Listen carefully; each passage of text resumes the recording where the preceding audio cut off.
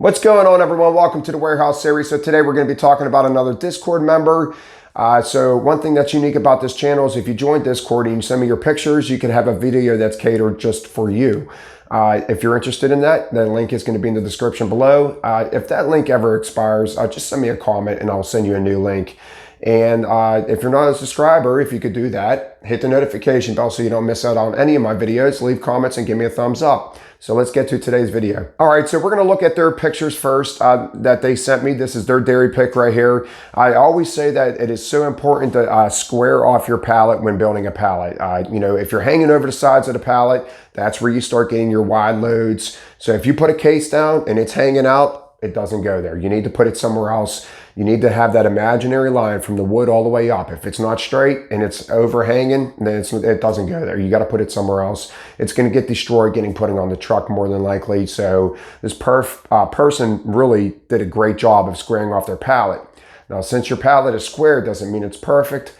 No, not necessarily. All what I'm going to say is I'm going to just give my little critique of what I would do differently. Doesn't mean it's right. It just means it's the way that I do things. And I find the way I do things makes a strong pallet and you have less chance of it falling over. I can't even tell you the last time I had a pallet fall over. So your first pallet, I have all these white arrows pointing towards the middle of your pallet. That is where I would have took the opportunity to start tying in cases towards the middle of your pallet. The middle of your pallet is where you want to focus your cases going on because it's going to be your strongest point.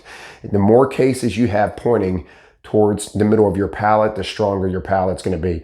Now, where the red arrow is, you tied in these jars nicely. I have no problem with that. And you also build your base real nice. I always say on this channel, the first thing you need to do is learn how to build a base. If you're not building your base properly, then you're not going to build the rest of your pallet properly. So your base is really nice. Your first two layers here is really nice. You tied it in where the red arrow is. And I just would have took where my white arrows are at. That's the opportunity I would have took the face towards the middle of the pallet. Let's go to the next pick. All right, so your next picture here, I know it's a little bit busy, but let me explain myself. The yellow dash is going up the middle of the pallet. That's just the middle of the pallet. That's where I believe that you should be focusing on pointing a lot of your cases, not all of them. When possible, pointing as many cases as possible towards that yellow dash going up the middle of the pallet. The red line is where you stop at. So on each side of those lines, the arrows going up is where your weight distribution's at. So you have all your weight either right here or right here. And then the middle is all by itself. So when you build pallets like this, that is a high percentage of opportunity, even though it looks good. When you go around the bend, if you do not have shrink wrap on your pallet, the chances of that coming out and falling are a lot higher than if you would have took the opportunity to start tying in some of these layers. So as much as possible, like I said, I'm going to keep repeating myself, is you want to try to face cases towards that yellow dash going up the middle of the pallet as much as possible. All right, and this is another one of your pictures I want to show you. Once again, I got the red line going up. Everything to the right of that red line, that's where your weight's at. So once again, if this pallet was not wrapped and you were going around a bend, you have a serious opportunity of losing this pallet.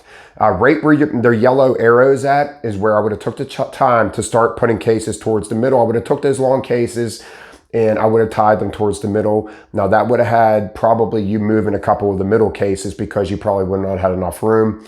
But I would have put smaller cases in the middle and I would have took that whole entire column. I would have kept them stacked straight up. I just would have turned them and put them right towards the middle of the pallet. Once again, your base looks good.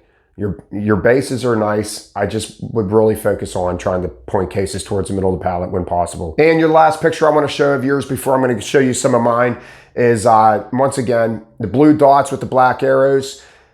This is the back end of that pallet we were just looking at.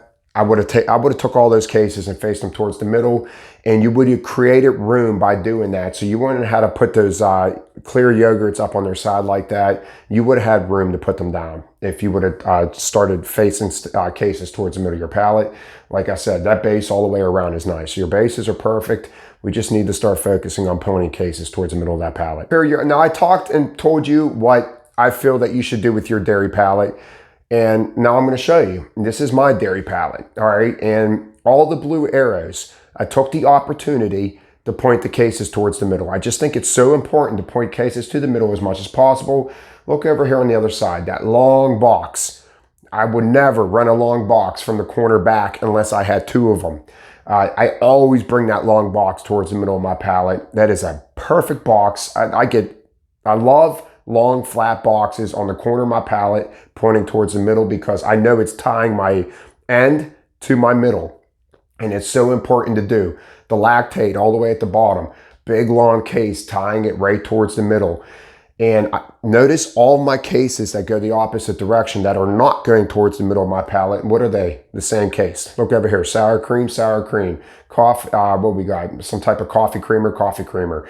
You know, they're all the same cases if they're not. Here with this white sour cream, even though the box on the inside, underneath that long box is not the same, it's like case. It's close enough where I can have it. It's a lower or a higher corner going to a lower. So I know that if anything, I got a slight leaning towards the middle of my pallet, which is fine. But anytime, even up at the top, two more sour creams facing back the opposite direction. I hope you get what I am looking at here. Besides the coffee made on the back of the pallet that, you know, I had a lot of, this pallet I have no worries whatsoever, this pallet falling over, because I know the weight distribution is coming from the outside in. It's not running along the straight on the one side of my pallet. All right, once again, here's another one of my dairy pallets. I believe I had this on my one, building a base with small cases. Once again, all the cases are pointing towards the middle of the pallet. I have a lot of small cases, and I had a lot of these nice long yogurts. I want them pointing towards the middle. But look at my 4 yo plates down at the bottom that I started the base with. Those 4 yo plates, if I would have pointed them towards the middle, I would have had a gap in the middle. So when you have the opportunity, especially when you have like cases or the same case, then you can go the opposite direction with them and build a nice base with them. But look, pretty much this whole pallet is a center column going back of all small cases, and everything else is pointing towards the middle because that's where I want my weight distribution. All right, and the last picture I want to show of mine is this other dairy pallet. Once again, all the white cases is where I took the white arrows is where I took the opportunity to tie in my case towards the middle of the pallet. As you can see on the far side, these 2 arrows, I got the number 1 arrow at the top and number 3. Those long boxes. I love bringing them towards the middle of my pallet because I know it's bringing that weight distribution from the side to the middle. When possible, I like to do it. But look at all my orange arrows. They're all going the opposite direction. So I don't point everything towards the middle if I have the opportunity to tie it in. But once again, look, same case, pie crust the same. I showed this on a different video. Same. Everything that's going back, I have something to... Pretty much, I have something to match it on the inside. I just want to show you weight distribution towards the middle of that pallet is so important. Towards the top of my pallet here, the top white arrow, even though it's still sort of a column going up, but look, just that little bit of that white arrow ties it in. White arrow ties it in. It ties it towards the middle opposite side. Those long cases are tying it all the way to the middle. So I just think it's important. Now picture all my white arrows facing back. I would have a column, a tower with nothing to hold it onto. Okay, just those little tie-ins is enough to keep it from rocking. Now, if I would have faced those 2 white arrows on this side back, that would have been a straight column and it could have easily fell. So just those couple spaces of tying it in towards the middle of the pallet is so important. So I hope this makes sense. I hope this helps you. If you don't, if you think you're fine the way you are, I have no problem with that. All what I could do is just tell you what I think I would do differently, and that's it. So thank you for joining. I hope this helps you. Send me your pictures on Discord. I hope everyone has a wonderful new year, and I'll see you next year.